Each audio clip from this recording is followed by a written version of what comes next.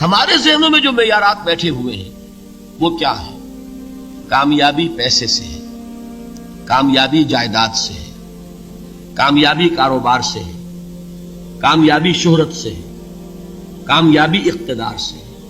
یہ معیارات ہیں. جو جتنا دولت مند اتنا کامیاب، جو جتنا مشہور اتنا کامیاب، جو جتنا پاپولر اتنا کامیاب، جو حکومت پر پہنچ گیا کامیاب، جس نے بڑا کاروبار جما لیا کامیاب، جس نے بہت جائیداد بنا لی کامیاب.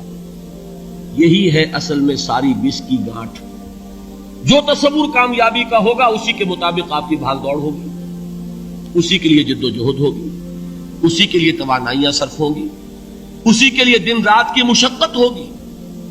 یہ ہے اصل شے جس کی یہاں نفی ہو رہی ہے. کامیابی دولت سے نہیں، کامیابی شہرت سے نہیں، کامیابی اقتدار اور طاقت اور حکومت سے نہیں، بلکہ کامیابی ہے ایمان سے، عمل صالح سے، تواصی بالحق سے، تواصی بالصبر سے.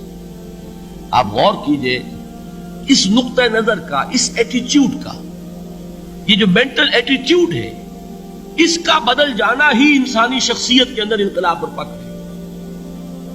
اب آپ کا نتیجہ کیا نکلا؟ اگر تو دولت سے کامیابی ہوتی تو قارون بہت کامیاب تھا، اگر حکومت سے کامیابی ہوتی تو فرعون اور نمرود بہت کامیاب تھے.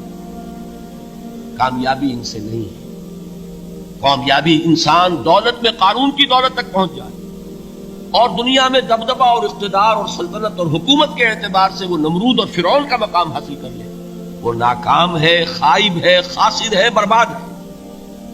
اور ابو ذر غفاری کامیاب ہے، چاہے ان کے پاس کچھ نہیں، جھونپڑی تک نہیں تھی، کوئی گھر نہیں